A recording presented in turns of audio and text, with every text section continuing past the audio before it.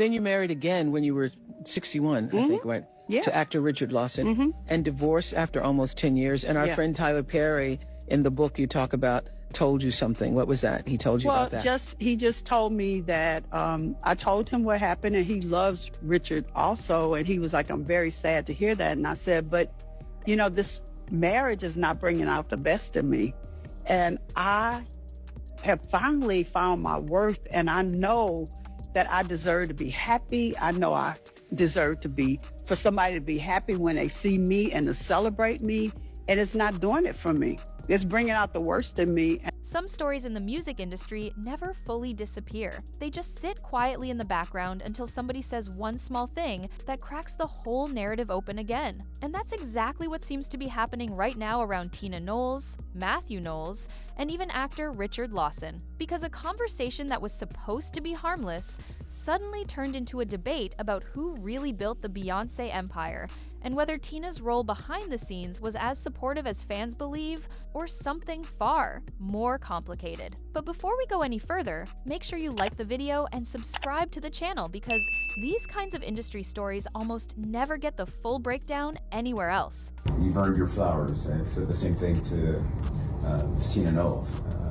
You guys put in the work, and obviously the talent was there with your kids and your grandkids. What work did she put in?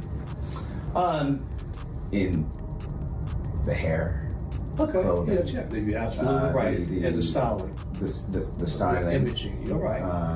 She claimed to have preyed on the name, and different aspects of that. Sure. So, yeah,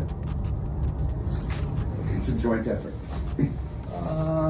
We'll stop now.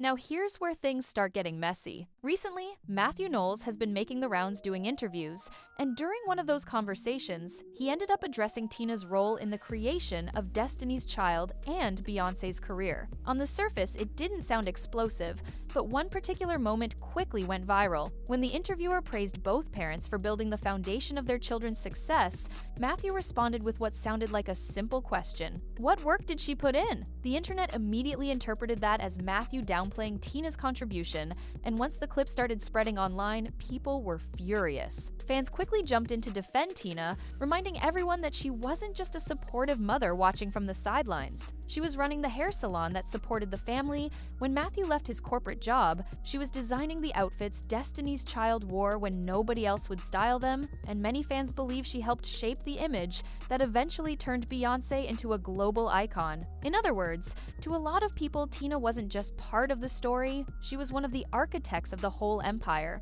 What I said, and I'm actually quoting, what work did she put in? It was a question. Look, I don't do interviews, Carlos, I have conversations. Yeah. And I have the right, as you know, I'm a college professor. I didn't know what he meant by that. So I'm saying, calmly, what work did she put in? That was a question. I don't know how that became a comment, but it was a question. And then the gentleman went on to say her hair. Well, Tina did way more than just her hair. And if you look at the interview, I said her hair. No, she did the styling, built the image for Destiny's Child. When you agree that that's way more than just saying someone did the hair, people try to bait us all the time to be against each other.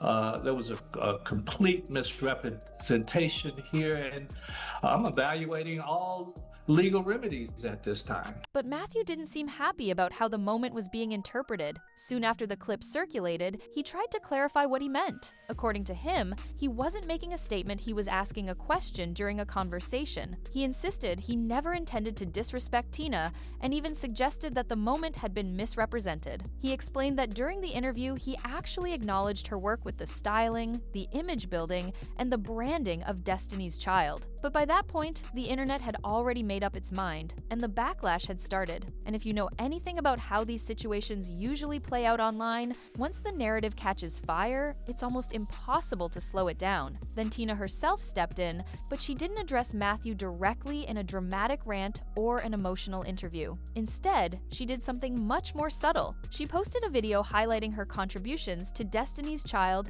and Beyoncé's early career, which many people took as a quiet but very intentional response. It was the kind of message that didn't mention names, but still said everything it needed to say. And that's when the conversation expanded beyond just the interview. I did have to tan a lot.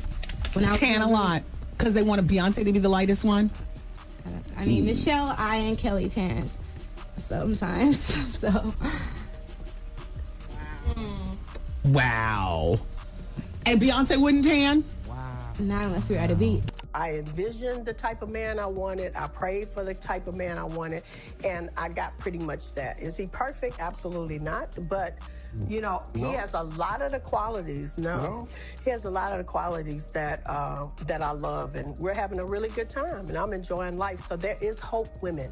Because once people started revisiting Tina's role in the family, old stories and rumors about the Knowles household began resurfacing too. One of the most surprising stories actually comes from a book written by Beyoncé's former vocal coach. According to the account in that book, there was a moment when he allegedly walked into a situation that revealed Tina might not have been as lonely during her marriage to Mathew as people assumed. The story claims that one afternoon he unexpectedly saw Tina kissing a man he immediately recognized, actor Richard Lawson. At the time, she was still married to Mathew. The story goes on to describe an awkward introduction between the two men before the coach quietly left the situation.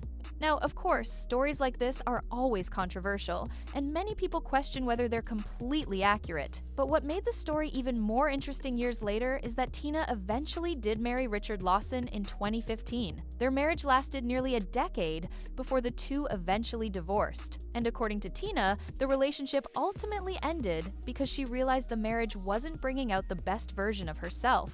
What advice would you give women who are still discovering their power, even with men in their lives who may discredit that power and their contribution? I have been through some tumultuous times in relationships, but one thing has been constant, that I keep it moving. No matter what is going on in your personal life, you have to work, you have to make a career for yourself, and if you have children, they have to be your first priority.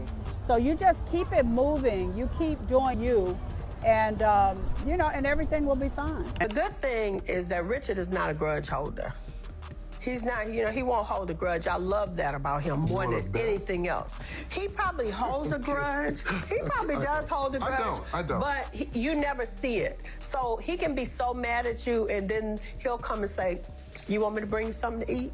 And it's so sweet. So he just gets over it, and he doesn't.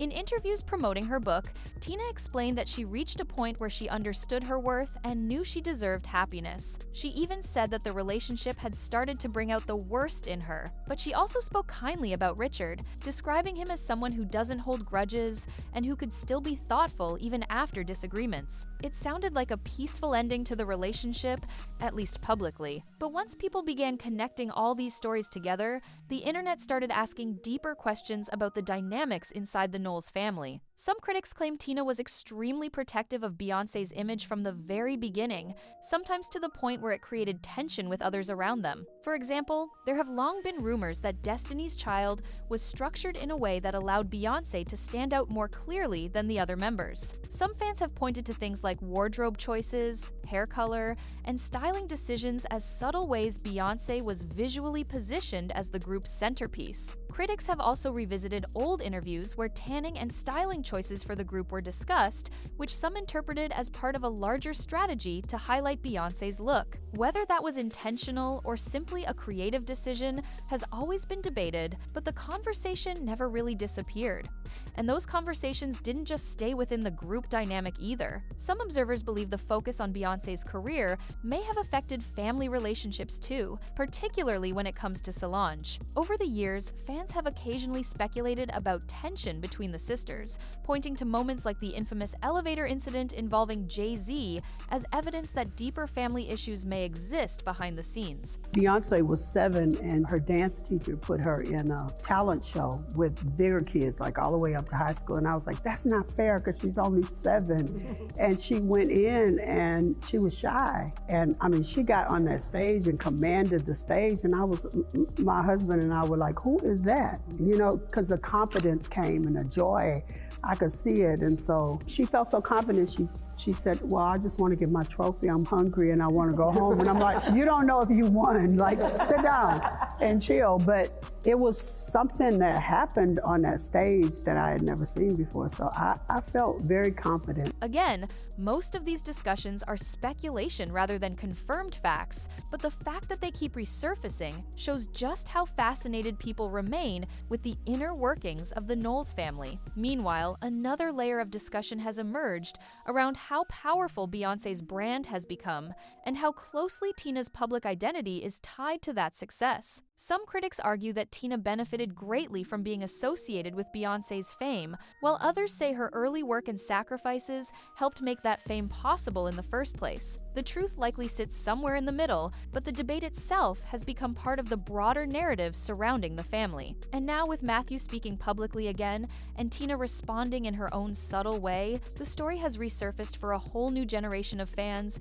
who may not remember the early Destiny's Child days at all. What makes this situation especially interesting is how every person involved seems to view the past through a different lens. Mathew often presents the story as one of strategy, discipline, and business leadership. Tina often frames it as the story of a mother supporting her children while navigating difficult relationships. And the public tends to interpret everything through the larger-than-life image of Beyoncé, whose silence on most family controversies only adds to the mystery. In the end, the real story behind Destiny's Child and the Knowles family may be far more complex than any single interview clip or social media debate can capture.